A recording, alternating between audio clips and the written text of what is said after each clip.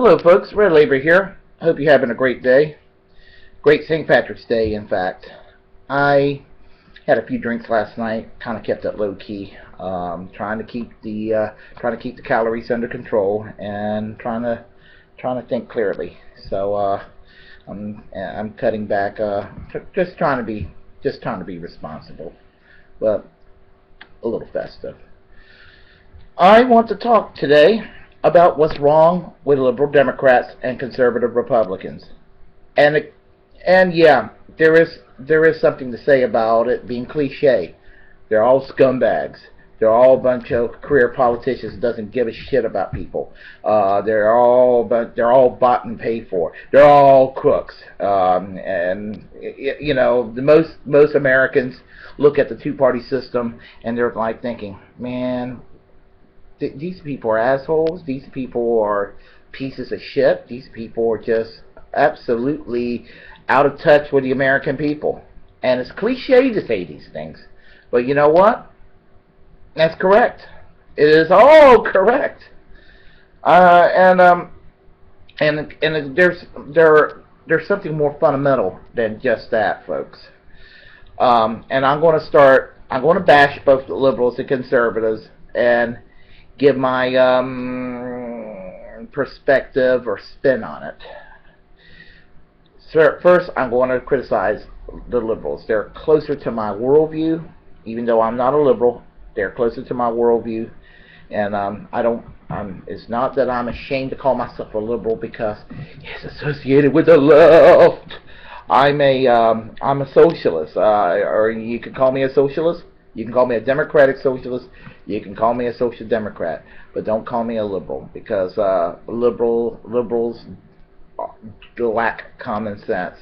Liberals are about good vibes, and they're all about trying to be all things to all people, refusing to take their own side in an argument, being wishy-washy, trying to please everybody, and they're way too willing to not find common ground, but to compromise and to sell out as quickly as they can.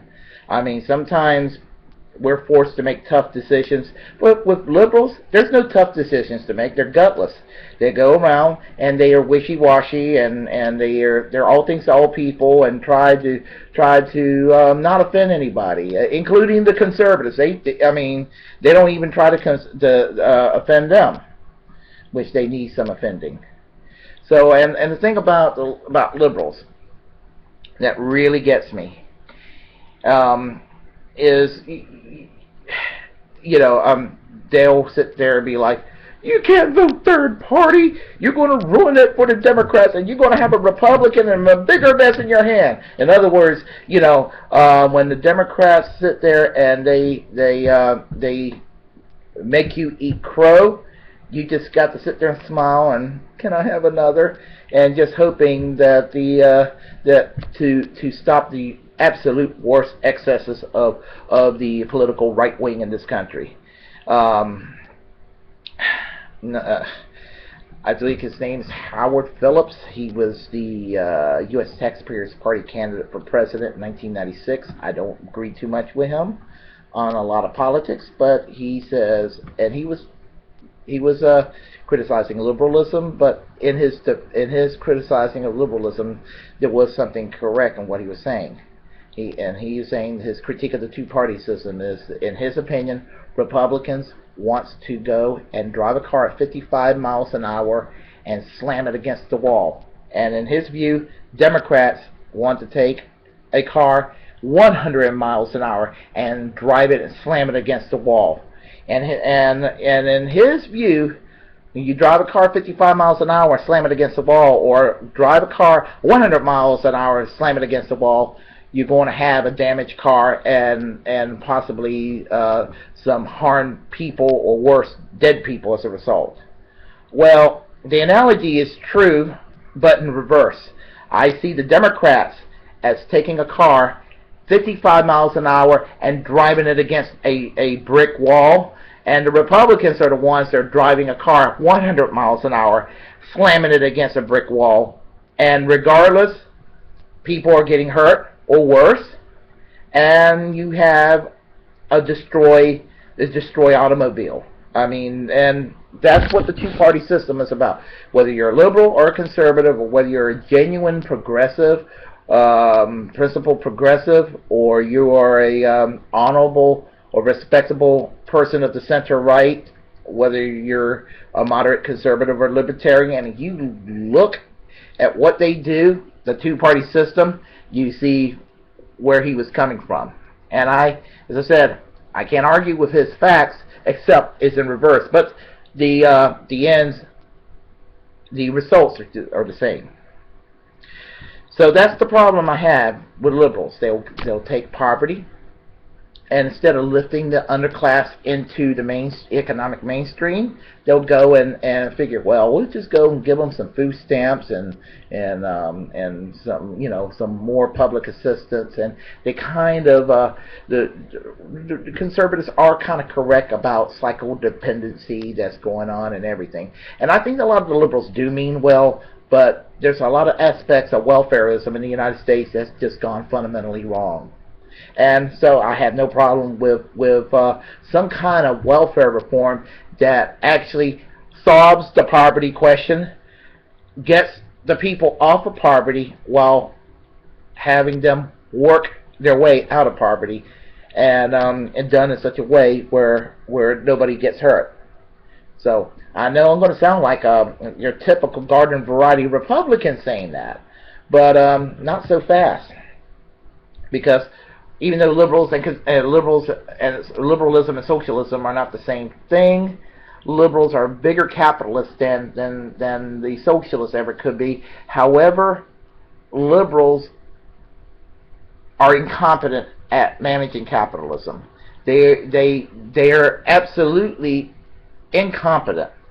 They provide measures that are a lot of roadblocks that you can't get economic growth going, and it takes moderate reforms, moderate regulations as basically common sense, and you had Tea Party types demonizing even what is reasonable. So I mean, that's what's going on with liberals. On the right-wing side, the conservative side, the people who love free market economics, capitalism, well, here's the problem with them. While liberals their measures do not exactly pull people out of poverty, but just kind of enable them.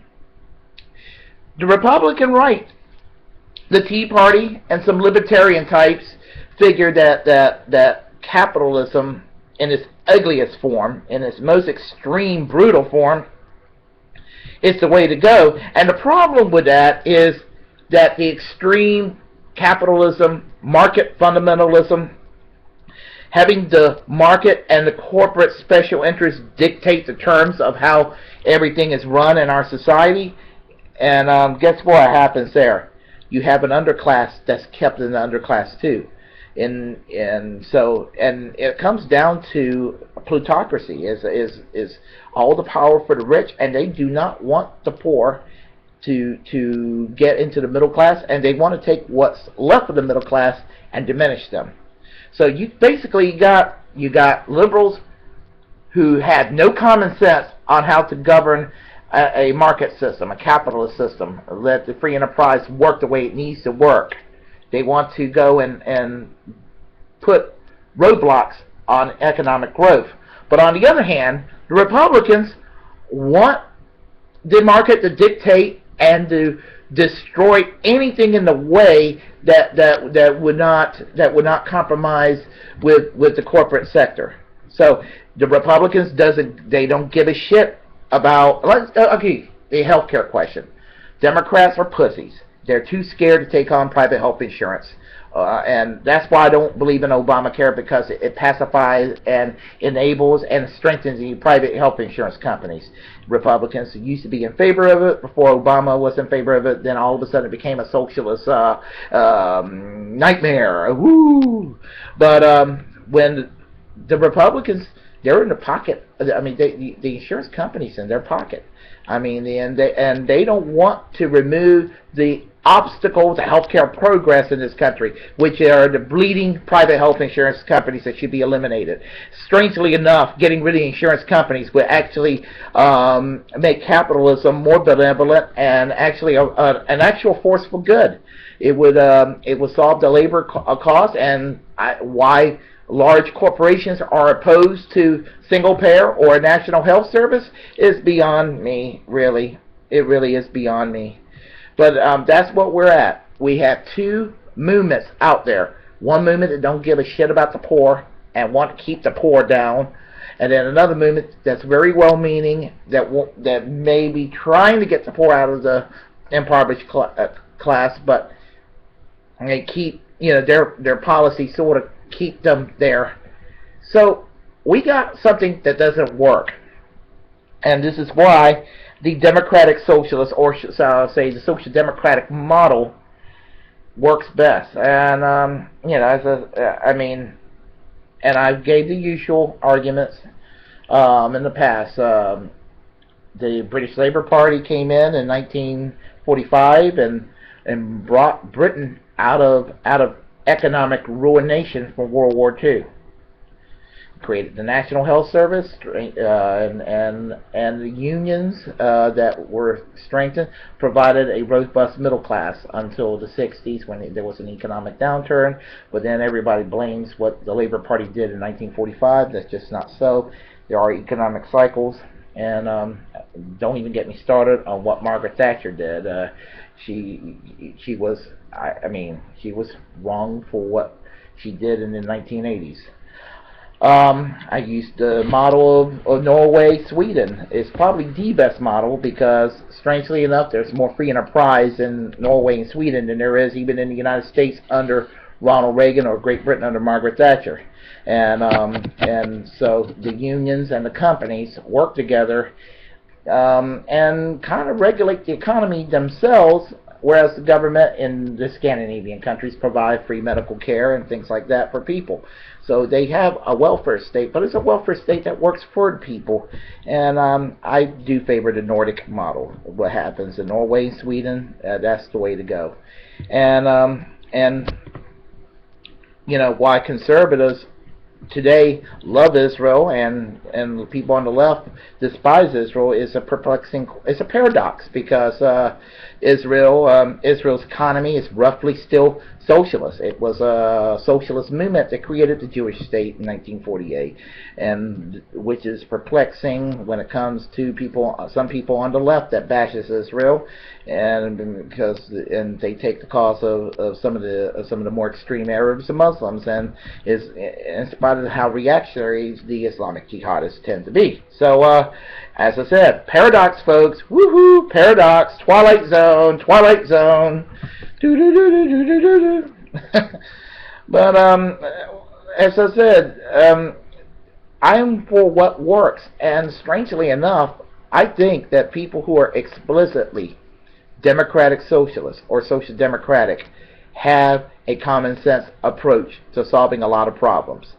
They do it without dependency on a welfare state, and they do it in a way that actually does not destroy capitalism, but it creates it within the capitalist system, non-exploitive economic growth.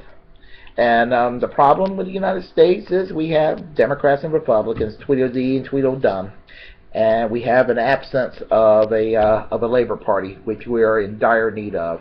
And I came to this conclusion: I can't even be a part-time Democrat anymore. So I reject the two-party system completely, and I believe that we should have. I think the political left needs to do what they can to form a viable, independent Labor Party, kind of what like exists in Canada with the New Democratic Party and the various socialist and social democratic and Labor parties that exist in Europe. Anyway, folks, that's what I got to say. Comment away. Good, bad, and indifferent. Just comment. Take care. Ciao.